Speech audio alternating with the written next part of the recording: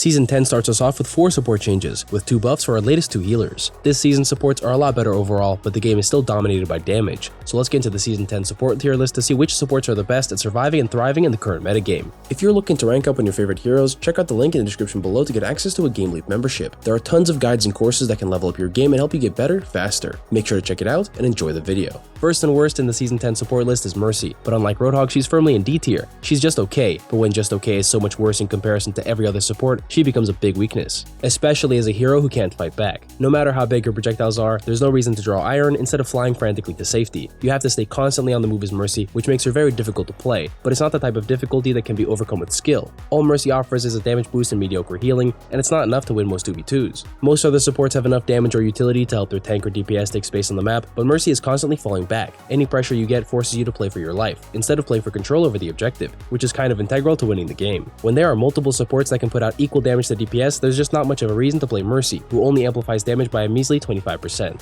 The only benefit you could get is by buffing your allies so they can more easily one-shot enemies, but the health changes in Season 9 make it so much less consistent. Even Sojourn is better off with pretty much any other support adding an extra source of damage and keeping enemies away from her. As for how good Resurrect is, it can definitely be useful when someone gets picked from long range, but in most situations it's impossible to pull off. Snowballing is somehow even more effective than before, so unless you instantly res someone with KIRO or Baptiste protecting you, you'll quickly get run over. And that's a lot of abilities just to bring back one of your teammates in a position that's about to get overwhelmed by the enemy team. Mercy is pretty alone as the worst support, as the next hero on the list, Zenyatta, is all the way up in B tier already. Wrecking Ball is better, Tracer and Sombra are slightly nerfed, so on paper it's looking good for his recovery. But what really makes him a lot more comfortable to play is the tank meta. It's not just frontline heavy, it's pretty much mostly Orisa. And although she can shred Zenyatta up close, she is not fast when it comes to getting there, especially when it's an Orisa mirror. Even though Tracer and Echo are strong heroes, Dive is tough to play. Orisa and Cassidy gatekeep the whole composition super hard, but that makes it easier for Zenyatta to stay alive and keep his discord and damage up. Zen does only have 250 HP though, and although he's most comfortable in the mid to long range spam area, he can really be easily killed by the average mid to long range DPS. It can be pretty tempting to play aggressive for picks, but the boring way is usually the best way, spamming corners to make it significantly harder for the enemy tank to take space. Moving on in B tier, we've got Irelia. She's a lot more impactful and consistently hits DPS level damage numbers,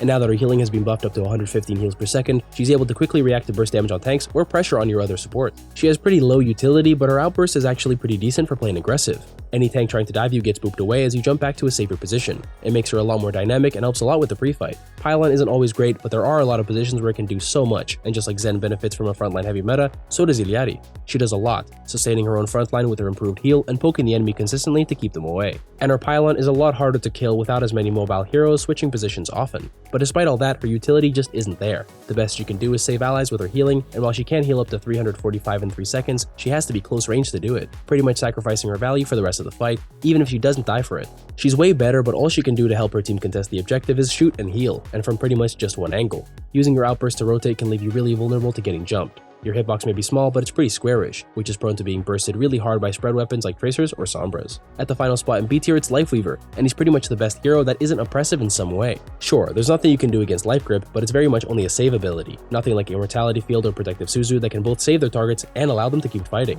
Lifeweaver got 2 buffs this patch, improving his dash self heal by 10 and his ultimate's heal burst by 15. Every time you try to kill Lifeweaver now, you'll have to go through 335 health, all while he's dashing away from you and floating off on his platform. And ever since his ultimate got the ability to give overhealth to full HP allies, it's been exceptionally strong at holding space, and with increased healing, that's increased overhealth too. As long as you place the tree at the right time, you give the enemy team pretty much no choice. They have to either leave or play inside a 15-second long safe zone. Destroying it just isn't viable unless you have Mauga. The tree can be ignited for critical hits, but even so, it'll take Mauga at least 6 seconds to kill it alone, and it'll cost him a ton of ammo. In any normal situation though, it's a strong ultimate. It can't really be used aggressively, much like the rest of Lifeweaver's kit. That's mostly what prevents him from being significantly stronger even though he's got great abilities and a lot of sustained healing for his team.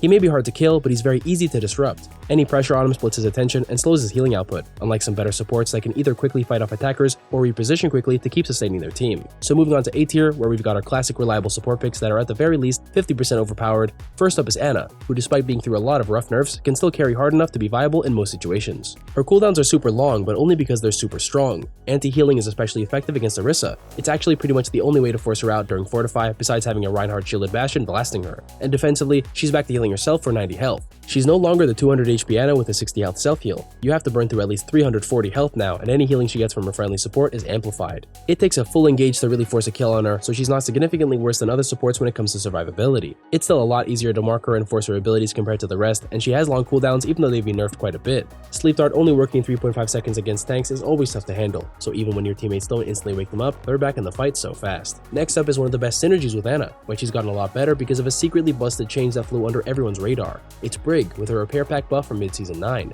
Just being reduced by 1 second from 6 to 5 makes her massively more capable of pocketing her DPS aggressively. When it comes to defending her friendly support, she's always been good, but with 1 less second for every single pack, she can be a lot more aggressive with her assistance. Anytime an ability with multiple charges gets a cooldown reduction, they can become drastically better, even if it is just 1 second. And Brig is pretty much always down 1 pack. She can get out roughly 20% more packs per game because of this change, which is a lot of packs. And that was also coupled with an ultimate charge rate buff, reducing it by 8%.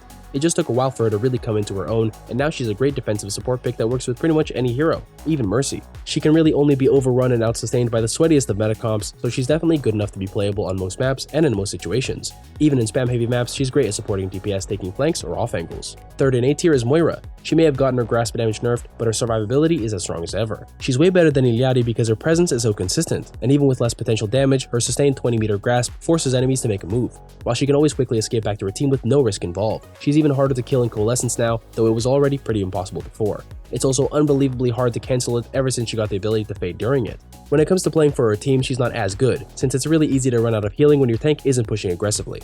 And in dive comps, your healing is a lot less valuable when everyone's split. But she heals, she deals, and she doesn't die, which is pretty much all you need for most games. For the final top hero in A tier, it's Baptiste. One of his best underrated qualities is that he can pretty much solo sustain a whole team. He's got the range, damage, and group healing for it, as well as quick repositioning to stay alive. It makes him really good with every other support, no matter what. Even if he's not the most broken, he's broken enough. His abilities are powerful and his ultimate is great for engaging and sustaining the team. Immortality Field has really high potential, even if its low health makes it a lot weaker when used in the front line. The amount of min-maxing you can do with him is enormous, with his high ammo count and near instant cast abilities. He's not as tanky as he used to be, but he's for sure tanky enough. Regen Burst is a lot weaker compared to its prime, but it doesn't matter when his neutral is so reliable, even without any abilities at all. But even with all that, he's not an S tier.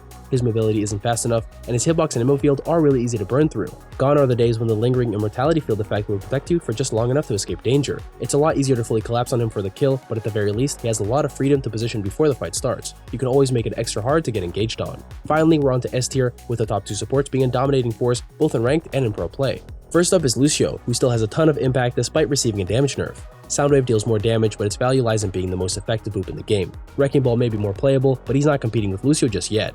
It's definitely a shame that he's getting his damage nerfed when he's had 20 damage shots since forever. Hitting all of your shots isn't as rewarding even if they're easier to hit because of the projectile buffs, but Lucio is far from being all about damage. His spam is still decent with 18 damage per shot, and his speed utility, peel, and dueling potential are all still top notch. He's so quick to reposition that he can have so much impact all over the map without needing to sit on his team healing them up all the time. And if you do want to do that, it's an easy ticket to quickly build one of the best ultimates in the game. Just like how Baptiste is great with any other support, Lucio is great with any DPS. He's a massive help speeding them around and being a sidekick on the sidelines, and his boop with extra damage is now even better for punishing hard to hit targets. Tracer gets down to 130 health, perfect for setting up a one-shot punish with Sojourn's Railgun shot. Lucio's synergy isn't limited to DPS either, as he's pretty much the only reason why some tanks are viable at all, and he helps to unlock their potential massively just by existing and having the option to speed them forward or back.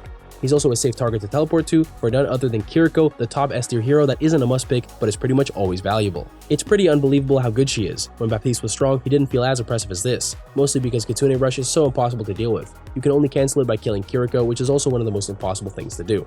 For a solo hero, if you don't hit all your shots, force the Swift Step, force the Suzu, and then hit all your shots again, it's pretty impossible to put her down. She really has no weaknesses. Her healing output is also way too strong, even before she received the buff to the projectile speed of her tickets. Baptiste may be able to sustain his team alone, but KIRO can do it while also fragging out with kunai shots. They're a lot more bursty and impactful when you can play up aggressive with zero risk. Swift Step and Suzu can bail you out at pretty much any time. That's it for the support tier list for Season 10. Thanks for watching, and I'll see you guys next time.